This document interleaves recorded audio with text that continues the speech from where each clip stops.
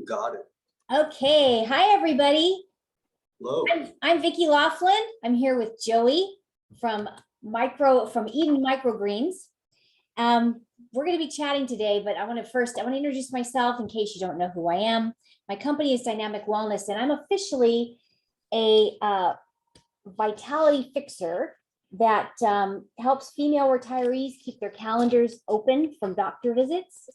And I do that by offering my best tips in ways that actually help you permanently change all of the things in terms of your weight, your stress, your sleep, your mood. So it's good stuff. And the subject today on microgreens is a huge part of nutrition and like one of my favorite things these days. Oh my gosh, I love these things. So what I'm going to do first is share what I'm calling, I hope you don't get insulted by this, food porn, because I take pictures of my food with all the microgreens on top.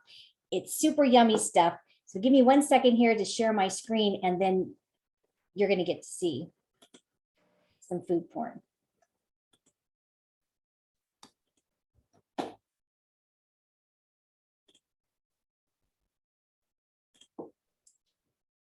Here we go. So this would be some little chicken wings with a salad. And you can see underneath the pumpkin seeds and the green onions, there's lots of different microgreens. By the way, Joey, these microgreens went with me on a road trip last May. You see that little guy here in the back?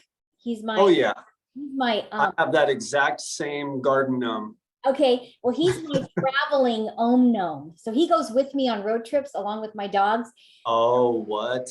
I bring a lot of my food. And so this was salad greens. I probably bought the salad greens fresh in town. Always I look for organic, but I had your microgreens and they lasted for 2 weeks. That's going to be a question we talk about here on the thing, but they lasted for 2 weeks. And that was probably a combination of my favorites, which, you know, although I think it's the Daikon Radish and the sunflower. So yeah. Yummy stuff. This is my version of a grain-free bread BLT. I have my homemade fries there, but on top of the BLT, I put some sunflower sprouts. Well, I'm going to actually have you tell me what those sprouts are, because you recognize all those things, right? Yeah, I'm like getting a little closer. It looks like you got daikon. It looks like there's some broccoli and possibly even buckwheat. I don't remember ever having you try buckwheat though, so that would actually be surprising if that was buckwheat. Would it be sunflower maybe? Because I don't. Oh yeah, there's some sunflower. I see some sunflower too. Yeah. So just for folks that wonder, that's warrior bread from the Gluten-Free Society. It's really good. You can make it in different ways, loaves and rolls and different things, or big loaf and slice it. So that's it's pretty decent for when you want to go grain-free. Okay, this is my way, because if I don't do a lettuce wrap taco, I save my potato skins, because I make food for my dogs and I scoop out the potato and save the skins, freeze them. And this is carnitas in a potato skin, like a taco, with chopped onions and what on top, Joey? What else is that? Oh my God, it looks like cilantro microgreens to me. Yep, it is. Onion cilantro for carnitas, that's so yummy. Cilantro is actually one of the more difficult ones to find out there, apparently. Yeah, I love it when you have it. And so here is a piece of salmon and a cabbage salad. So the cabbage salad has the pumpkin, pumpkin seeds, but it also has sunflower sprouts. And then what is that on the salmon? That looks like it could be wasabi or arugula, possibly even broccoli. It's one of the beautiful things, without really getting close to it, you got to really know your stuff. Like my screen isn't really giving me very much justice right now. I'm probably failing across the board. No, you're doing good. Joey's on his phone, so we're in his grow room, so that was his most portable way to get in there. That's broccoli. So I added super nutrition to that salmon. Not that that meal wasn't nutritious, but okay, here is a lettuce wrap taco. with, you can probably guess my favorite. It's always on there. Yeah, that's the daikon for sure. That one's easy to tell. And a little bit of sunflower sprout. Mhm. This one I don't get very often. That's a Ooh. codfish, but tell us all about those greens. Well, okay, so I almost didn't carry this microgreen. You won't see this very often at all. This is one of the microgreens that's like, oh wow, every time. It is garlic chives, and it is very difficult to grow. It's got a very long growth cycle. So that's going to play a huge part in why you don't see it a lot, because the profit margins are pretty low, but it is so delicious. It's so delicate, and it really takes any dish over the top. Just, you know, it little goes a long way with this one. Especially like codfish, which is pretty bland, you know, in and of itself. That really put a punch to that meal. It was great. Nice. And then actually my favorite radish is the China rose radish. That has some China rose radish and sunflower sprouts on the back. Yeah. And then here is a burger. No bun. It might have been on a lettuce, a bed of something, but those are my little mini potatoes I roast in the oven. And that's probably I was finishing off the last of my microgreens. It's got a lot of stuff in there. Yeah. But it's a huge way to take a meal and add some flavor and add lots of nutrition to it. Here's another look at that potato skin filled carnita with cilantro. And then Making me hungry over here. so the other thing I share with clients when I'm teaching them about nutrition is ways that they can still have some of their favorite foods, favorite fun foods. And so Capello's has this pizza crust. If you're dairy free, that constitutes dairy, so that wouldn't qualify here, but it's grain free. It's an almond flour crust. And so on the bottom here, I was warming up some leftover shredded chicken, white meat chicken. And so I doctored it up with all my stuff. I put some tomatoes and some sprouts at the end, and that's a salad, big old plate of salad, my favorite food practically. And so that's a way to actually get some, you know, what I consider is a fun food. Pizza is a fun food. And when they are eating healthy, think that they have to give up all that kind of stuff. And there's lots of ways to not. And that might have been it. That was it. Okay. Well, now I'm hungry. So, Joey, tell us a little bit more about yourself and how you, actually, let's tell us first what they are, like, especially the difference between a microgreen and a sprout. You talk Oh about my God, thank you for asking that, because that is a huge, that's a big thing. Okay, so first of all, microgreens and sprouts, they're the same plant, they're completely different. So sprouts are grown in a jar with no soil. Most varieties they're grown to the radical stage. The radical is the first offshoot of the root. And some varieties, they get a little bit of the cotyledon, which is the very first leaf that forms. And then you harvest it, you know, right out of the jar and you eat it raw. Microgreens are grown in a soil or some sort of media where it's allowed to root into something and then grows to the cotyledon stage, and you harvest just before the first set of true leaves come in. Some of them you let a little bit of true leaf come in, but then you're kind of getting off into the petites. But I mean, technically, a lot of people like cilantro with that little bit of that leaf kind of identifier on there, especially when you're making tacos, and it really takes it across. It takes it up and above. But that's the difference. Now, as far as nutrient density goes, a lot of microgreen growers have a hard time admitting it, but depending on your goals, sprouts are a little more nutrient dense, but they also are lacking a little bit of the fiber. So that's going to be depending on your goals, depends on which way you should go. Of course, I would say go with microgreens. I think they make the plate prettier. Oh yeah. and the fiber is always a good pack for, good punch pack. So how did you get into this? Well, I was actually, so it's funny because you got to go way back actually. I was a musician for, years and years. I thought I was going to be a little rock star guy. That kind of fizzled out. My lifestyle changed. I started getting into more healthy stuff. I started training jujitsu, and I started competing, and I was going real into that. And about a little over 5 years into that, I started having health problems, and I started looking into, what I was eating and diet, because I kind of got failed by the standard medicine.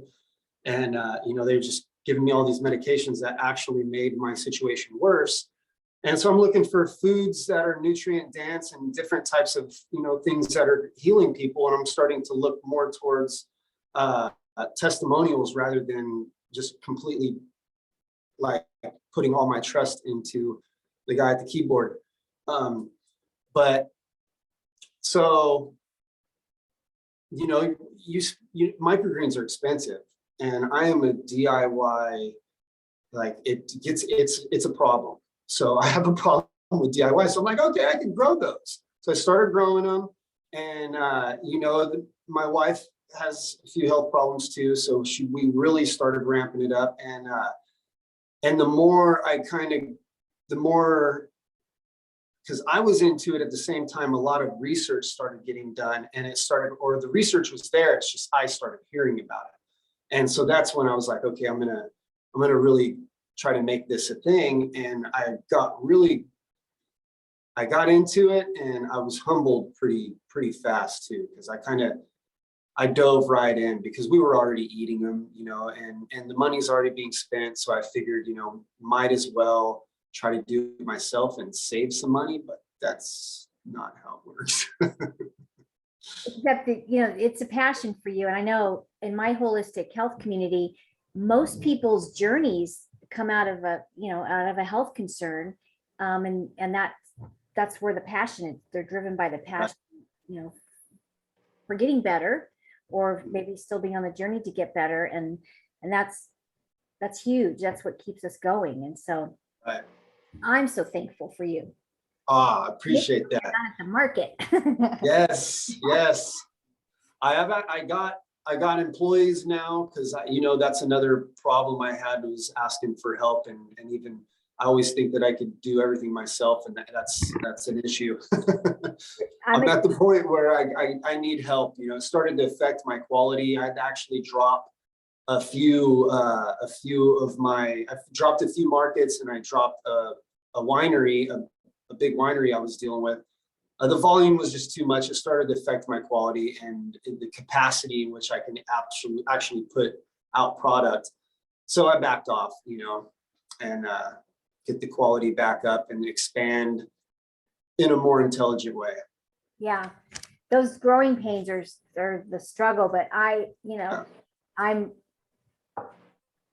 behind you in terms of motivation and support as much as I can give you, because that's, yeah. I mean, I get how that is. I'm in the middle of that too myself. I don't have help, but I do need it, and I'm a DIYer, and it's hard to ask for help. I get Yeah, it's a problem. It's a good problem though. So, okay, what would you say so I know I originally looked into microgreens because I heard, I don't know, some blog somewhere, they talked about broccoli microgreens. I go, okay, I'm in search for broccoli microgreens. And it's so funny, probably within a week or two after that, there you were at the market. I found you. And so I started with that, but of course I love it. To me, those don't have a lot of flavor, but I love the ones that have certain flavor. I have my favorites, but what in general are all the what's the nutrient benefits that you can get from? Well, okay, so broccoli is one of the powerhouse microgreens. It's got a lot of studies done on it. Mentionable people that have done some studies. Dr. Rhonda Patrick, she's huge advocate of sulforaphane, which is a huge component in broccoli microgreens and sprouts. Mm-hmm. It is very, very bioavailable in microgreens. It's it's actually 100 times more bioavailable in microgreens than it is in a full-grown broccoli flora. You have a lot of fiber. It's like a carrot. Carrots have a lot of nutrients, but if you don't have a healthy gut biome, you're really not going to assimilate that without blending it or juicing it. So with a microgreen, it's very available to your body. It's packed in the nutrients. Not only sulforaphane, but broccoli is at the top of the spectrum with nutrient density as far as microgreens go. It's 40 times more nutrient dense than when it's fully grown. And that's a big thing, especially for people that don't eat a lot of vegetables and you really want to sneak it in, like some of those dishes that you have. That might not look like very much, but that's the equivalent of eating like a giant bowl of greens, which to some people that's impossible. And especially with broccoli, like it's anti-cancer. There's a lot of evidence in this too, and it's all out there, especially now. It was a little harder to find before, but it's out there now, and broccoli is one of the biggest ones. Mm-hmm. Yeah, and as you experiment with other ones, are they more for flavor and variety, or do you do like the cantaloupe, for example? Was there certain nutrient benefits for that one that is why you kind of went that way? Cantaloupe is hydrating. So cantaloupe is like, it almost feels like it's like just dissolving in your mouth. When you eat cantaloupe, it just feels like you're just being rehydrated, and it's a really strange thing. It's very refreshing. It's a strange one too, because there's a very short window with cantaloupe for it to be ready, and then it becomes unpleasant. It's the same thing with like sunflower.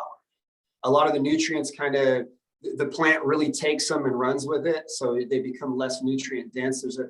It's a tricky thing, but with those two specifically, you'll know because they get real bitter and kind of furry on the mouthfeel. But cantaloupe, it's very refreshing, very hydrating, and it's kind of like on the nose before it gets to your mouth. You smell the cantaloupe, so it's got layers to it. It goes with a lot. It's very versatile to get that one in there. So you get a little bit of the cantaloupe smell on the nose, and then you put it in your mouth, and then it goes to cucumber. Yeah. It's like it got a faint cucumber taste to it. It's very cool. And then and then it goes back to cantaloupe. So depending on what dish you put it in, it'll complement it really well. You could do so many different things with that one. But yeah. It's funny, I have not put that in any dish. When I get it, I separate it immediately, and it's what I munch on while I'm cooking my meal. There you My go. little appetizer, Awesome. I call it. Yeah. Because it is refreshing, and it's just kind of, I think you think about cucumber as like cleaning the palate or between meals and things like that. Okay. So I don't know. I don't do it for that reason necessarily, but now that you're saying that, I'm thinking, that is genius. It's a palate cleanser. That makes all the sense in the world. I didn't even dawn on me. And one of the things I teach my clients is about tuning into their bodies on what their soul is asking them, not what their ego is asking them. And sometimes it'll just tell you, this sounds really good right now. Or even if it's a food that's not so good on the spectrum, it might be that your body says, I can tolerate this right now. But when it comes to that, that's always how it spoke to me. It was like, I kind of want to just nibble on this while I'm cooking and kind of get the digestive juices going and clean the palate. So definitely. That's my way to do it. Any other microgreens that you have coming out in the future, and some of the other stuff? I have to replenish a few of some of my back stock, but the next new one that I plan on adding is red vein sorrel. That one I haven't done too much research on, but I do know that like the flavor profile, it's got like a really lemony flavor to it. It's beautiful. It's like it almost looks like an olive leaf, but all the veins in it are bright red, and then it has a citrusy taste to it. So yeah, I'm going to add that one. The more recent one we added, it was Fenugreek. Fenugreek is a real cool one. I added specifically because there's a lot of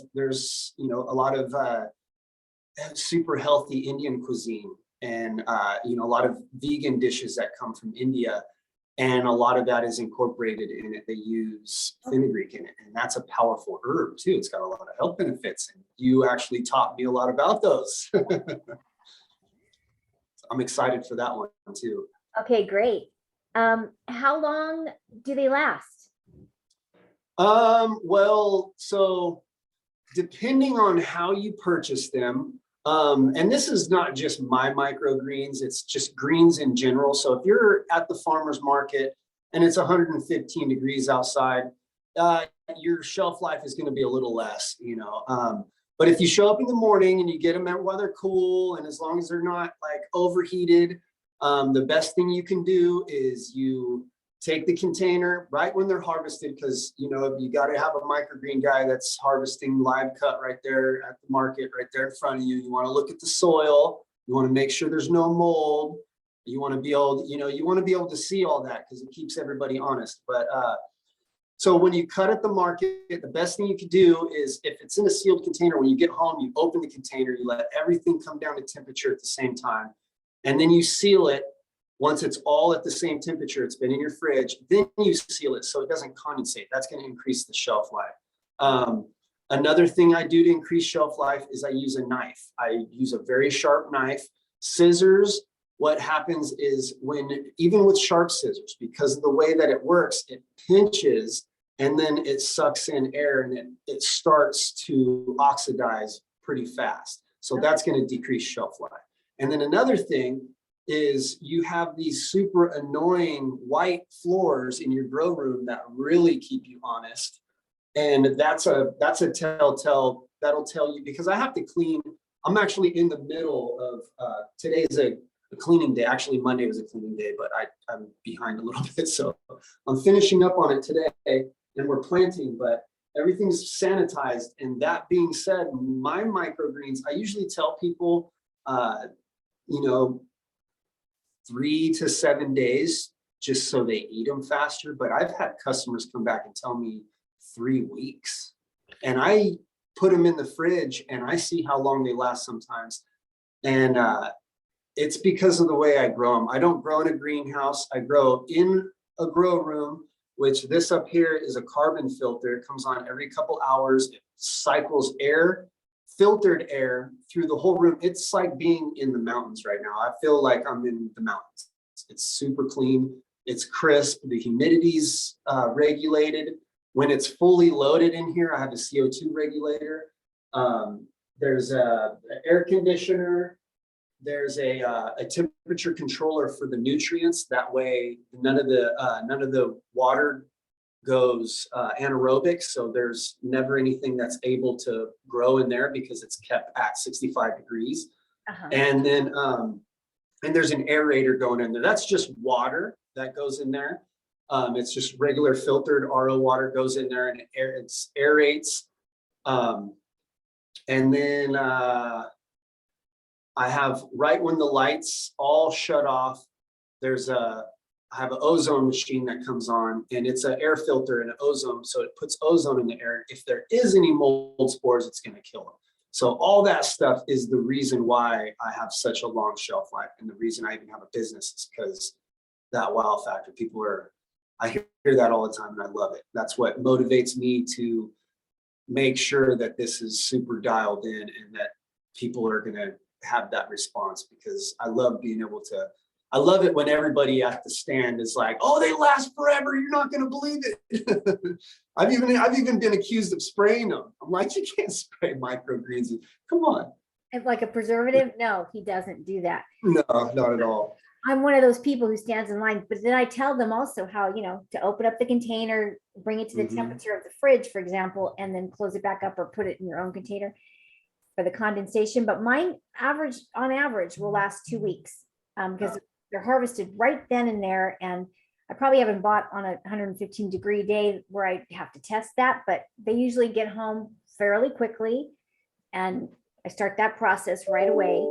And I'm not saying for you to do this, but the way I know Joey takes care of and how he grows and the room and everything he's just described, I don't wash them either. They're like pretty, if I'm catching a few bacteria, I want to adapt to his environment because I'm going to eat these things as long as he grows them. So our bodies need to adapt to environments. And so a little bit of that is not going to hurt anybody. And so excellent. And then do they grow back?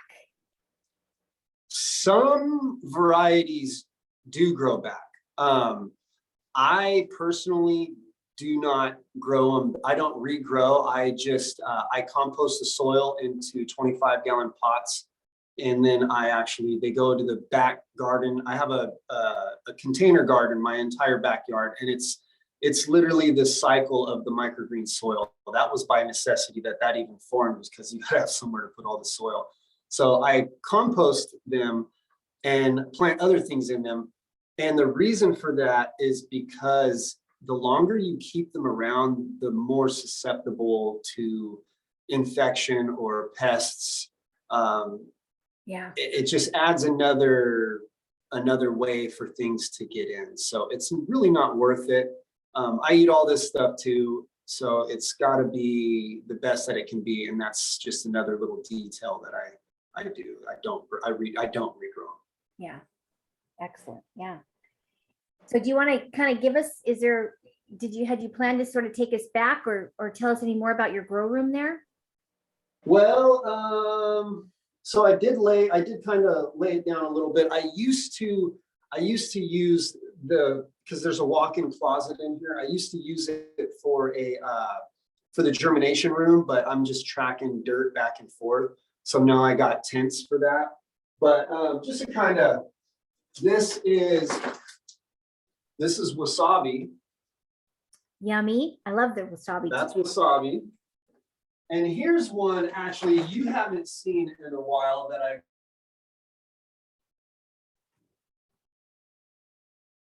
right now because it's so small. But this is Genovese Basil. So you see the little purples in there too. Okay. Yeah. I have seen the basil with the purple. Yeah. And here's real quick about basil. I didn't have a chance to do it, but I have some fresh tomatoes and I have basil from last Saturday.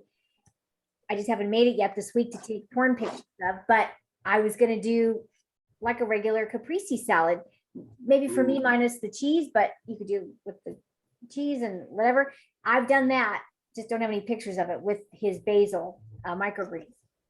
Oh my God. Oh my God. So yummy. Sorry for interrupting. Keep going. Oh, you're good. You're good. And this is your, this one's probably going to be in your box this weekend. This is the Daikon Radish. Okay. Here is the China Rose. Actually, the China Rose is my favorite because I love the bite. Yeah, this is got a little bit. Now, radish is like broccoli. It's not as high in sulforaphane, if it has any at all. I'm not even aware that it has any at all, but that's 40 times more nutrient dense than when it's fully grown. Like radish in general is very, very nutrient dense. You're going to get a lot of the same stuff that you do in broccoli, but broccoli is really high in sulforaphane. And here is the garlic chives. Ooh, you're gonna have this is really small though, because like I said, we need to do this again where this is all loaded up because it goes. Let me see if I can take this out here without being too rough. It goes like I'm utilizing all that space up there too. So I'm 6'2", so you get an idea how tall the ceilings are in here. So, did I just mess something up? I did. I think we're good. I still see you. So I can tell you one of the things that's real important to me, even if a vendor at the market doesn't have the full-on sign that says, I'm certified organic, there are plenty that do. And by the way, the market we're talking about, at least the one where I met Joey, is the Orange Homegrown in the city of Orange, in Old Town Orange. It's every Saturday from 9 to 1. And we can tag them in this post too and give them a little feedback. Yeah. I have my favorite vendors there, and I know how they treat their chickens when I take their eggs home. I know, and matter of fact, I always donate my carrot tops and things like that to continue feeding those chickens. That's how you create, community and, a whole thing that goes on with how you source your food. There you go. There's the hat. Good. Almost knocked over the camera running to grab that right now. That's hilarious. Megan will be happy about that. So any other last parting words, Joey, for this topic of conversation, which we can talk about more stuff in the future. But for now, I wanted to have something for you to, showcase for your customers and for me to showcase and help educate my customers. Yes. And hopefully other people who are going to just see this on the fly, who knows how we'll use this, but. Yeah. So most people's hesitation is they don't know what to do with it. They don't know how to even eat it. They don't even know where to begin with it. And like, if that's the deal, come up to me. Especially now, I got another guy that's working with me at the market. I take a lot of time with my customers. I even get a little sometimes I get a little negative feedback. Sometimes I spend a little time with my customers, a lot of time. But that's a huge part of this, is educating people on what it is and why it's even a thing. And that being said, just come by the stand at the market. I only do orange homegrown. I am going to start adding more markets. But orange homegrown that's like my home base. I'm always going to have the biggest variety there. I'm always going to give, they're kind of grandfathered in with a lot of the pricing there. So I try to keep everybody, it's like a family atmosphere. It's a different kind of vibe at that market. I really love it. So come down there, ask questions, come check it out. I do samples, and I do these things there. I call them hand salads because people are so curious. I have 19 different varieties of microgreens, and they're so curious as to how many. They're like, oh, what is that one? And before they even know, I already got some. I'm handing them. Yeah. So they end up with these little palms full of all these microgreens, and I call them palm salads. But while they're waiting in line. Yeah, And so. We talked about, I haven't committed to starting yet, but that I might be coming down to the booth on a Saturday to be there to answer health questions and show some more pictures, some more food porn, to give people ideas of how to use these microgreens, because that's what I think I find is, when I show those pictures to people, they go, oh, wow. And I'm thinking, how did they not think about that? Because I just love experimenting with things. And literally what you're doing with those is you're going to add some flavor. Some of them definitely have a certain flavor, like the wasabi and the China rose radish. But just think of it like that supplement vitamin that you might take. This is kind of that added nutrient to even a food that you wouldn't consider the most nutritious. You're going to boost it by putting on some microgreens. So Absolutely. Okay. Well, thanks, Joey. Absolutely. Thanks for having me. It's been fun. Yes. And we will chat again. And for now, Joey and I are going to sign off, and we hope you've enjoyed this. Come visit him at the Orange Homegrown Farmers Market on Saturdays from 9 to 1. Some of those times, Saturdays, you might see me there with him. And if not behind the counter, I'll be standing in line getting my microgreens. So anyhow, thanks everybody for listening, and we'll chat soon. Thanks so much. Bye now. Bye.